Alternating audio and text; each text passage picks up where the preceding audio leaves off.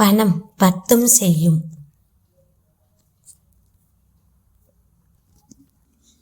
தங்கை சுந்தரிக்கு அவளுக்கு பிடித்த பையனை பார்த்து சிறப்பாக கல்யாணம் முடித்து வைத்தான் கதிர். நல்ல முறையில் தங்கையின் திருமண வாழ்க்கை சென்று கொண்டு இருந்தது. ஒரு நாள் தங்கை சுந்தரி கண் கலங்கியபடி வீட்டிற்கு வந்தான். என்ன பிரச்சனை என்று விசாரித்ததில் சுந்தரியின் கணவர் பணத்தை தொழில் முதலீடு என்று கூறி முழுவதுமாக இழந்து விட்டார். மேற்கொண்டு கடன் அதிகமாக உள்ளது, தாங்கள் வாழ வழி இல்லை என்று கண் கலங்கியபடி கூறினான். உடனே கதிர் தங்கையின் மனதை தேற்றிவிட்டு தன் வீட்டை வித்து பணம் கொடுத்தான்.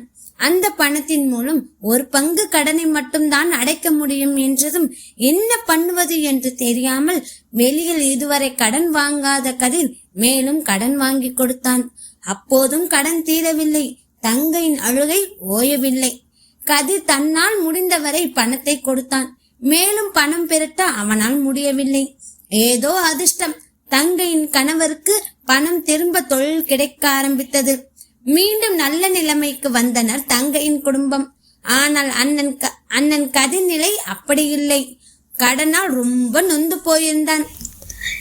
பணம் ஒரு மனிதனின் வாழ்க்கைக்கு எவ்வளவு இன்றியமையாதது என்பதை பகுதி 3 காணலாம். நன்றி.